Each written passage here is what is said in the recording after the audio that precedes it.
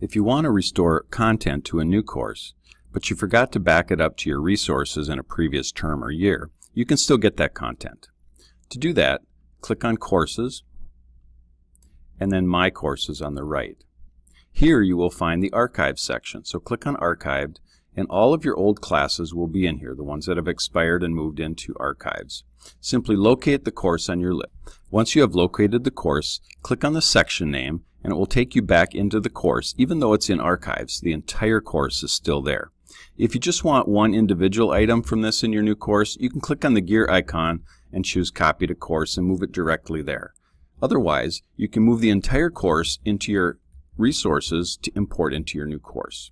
To do this, click Options, Save Course to Resources, and then choose where you want to save it. I'll just leave it in Home. Click Submit, and now this entire course is being backed up into resources. If it's a very large course, as it says up here, it may take a little while for it to appear because it is packaging that and putting it into your resources. Once you have moved it to resources, you can restore the course as you normally would by clicking Add Materials and Import from Resources. Here then you would find that course on the list, click into that section, and then at the top choose the button that highlights all the content, and then click Import. And import again, and your entire course has been restored from your version in Archives. Now notice it's still working from the transfer history, so it's not showing up right away.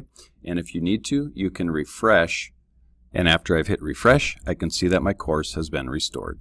This is a new copy of the course. The copy in Archives is totally separate from this, so any changes I make here will not be referenced in the archived version.